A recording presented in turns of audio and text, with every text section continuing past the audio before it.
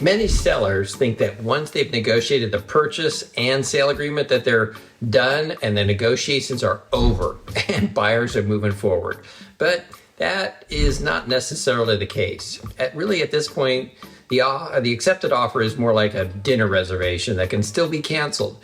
And it's not really until after the buyer signed off on the home inspection contingency that your home sale begins to look likely to close.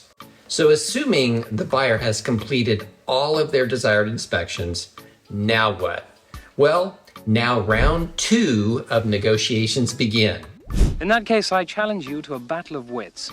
For the princess? To the death?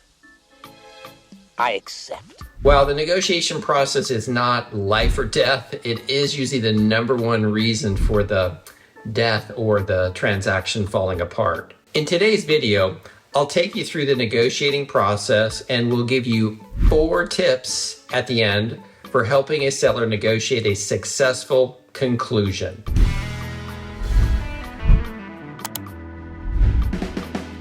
Welcome back. I'm Harold Powell, your local Ventura Realtor, and if you want to stay up to date on Ventura real estate, then you just need to hit the subscribe button and the little bell icon to be notified when new videos are posted. The purchase agreement that you have signed is the main agreement between the buyer and the seller, which is where the majority of the negotiation is done up front.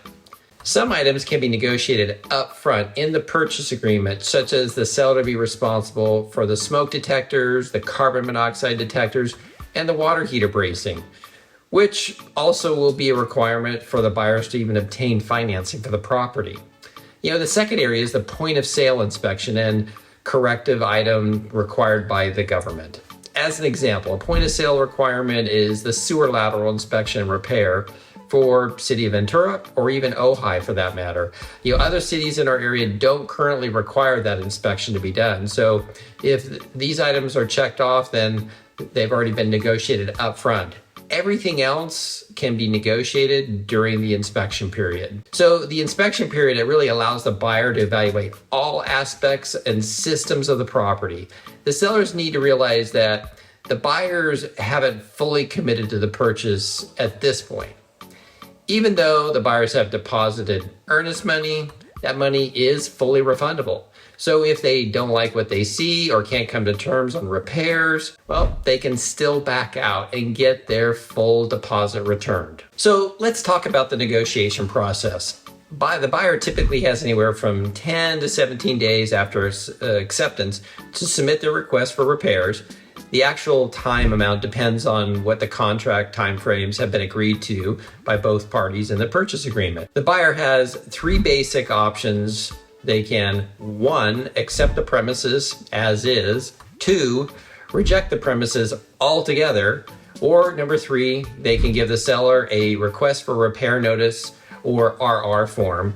And this option is what typically happens 99% of the time. The request for repair has 4 basic categories that a buyer can make requests in. The buyer can make requests from multiple categories. The first category is where the buyer lists all the items they would like repaired, fixed, replaced, or corrected.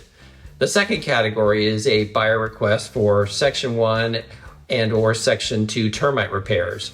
The third category is a buyer request that the seller credit buyer money at the close of escrow. And the fourth last category is where a buyer requests that the seller modify or reduce the purchase price. The first category is where the buyer lists all the items they would like, again, repaired, fixed, replaced, or corrected.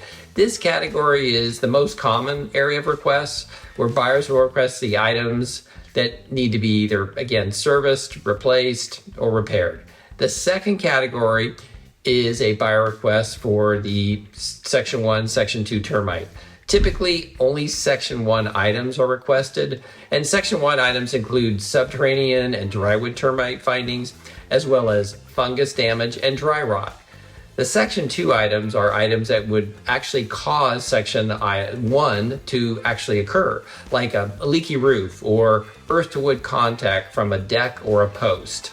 The third category is a buyer request that the seller credit buyer money at the close of escrow to deal with a repair. This option can be the most desired since the seller doesn't have to coordinate any of the work to be done, so it's less time consuming, and the seller shifts the responsibility of overseeing the repair to the buyer. And quite honestly, the buyer also may like this option because they can oversee the work to be done to their satisfaction.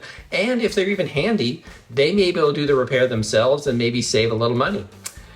Of course, the lender will limit a buyer as to how much they can actually receive. For example, a 10% down payment buyer is typically allowed 3% credit based on the sale price, and a larger down payment may allow for anywhere from 6 to 9% credit, again, towards that sale price. The fourth category is a buyer request that the seller modify or again reduce the purchase price. The price reduction is a way to again compensate for repair items, and this option is more used for cash offer situations or when a seller credit exceeds what a lender will allow as a seller credit to the buyer. So let's assume that the buyer requested from any one of the four categories. The RR form allows for 5 different ways for a seller to respond to the buyer request. The 5 options on the request for repair form that the seller can choose from: number 1 is you can agree to complete all the requested repairs.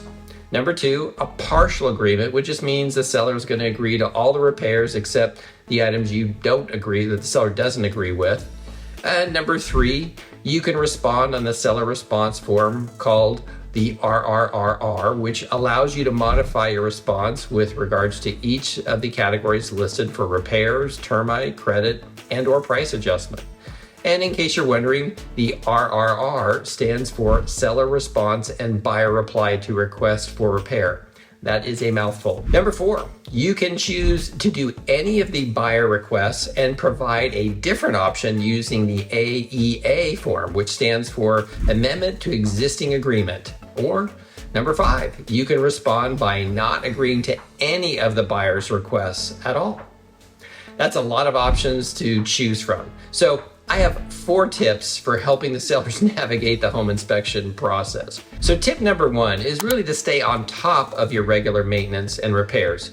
So if you do stay on top of the regular maintenance and repairs at your home and keep it in good condition, there's less chance for items for the seller to ask for. Also, watch my video on preparing for home inspection. I cover 10 areas that will help you prepare and pass the home inspection to minimize the negotiation process. I'll also include a checklist and resources to contractors, handyman, that can actually help you get all those items done. Tip number 2, as a seller, you need to be mindful that all these reports, inspections become material fact, which means any other buyers must be provided to these reports if this buyer cancels. So it's best to negotiate a reasonable response to your current buyer, since you may potentially have the same issues to negotiate with the next buyer if you fail to come to an agreement. Tip number 3, if you're not sure about repairs or credits, then get estimates before responding.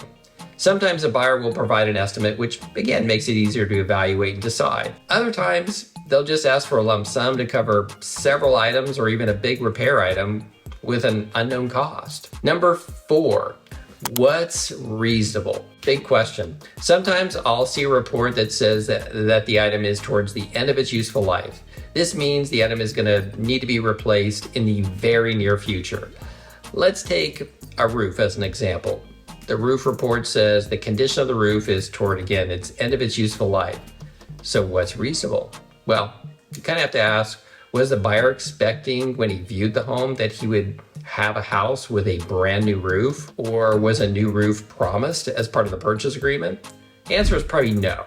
But the buyer may not have been aware of the condition of the roof and may have thought, maybe 7-10 years before having to do the roof possibly. And that could be very likely. So it could be reasonable to do some sort of prorated credit toward a roof.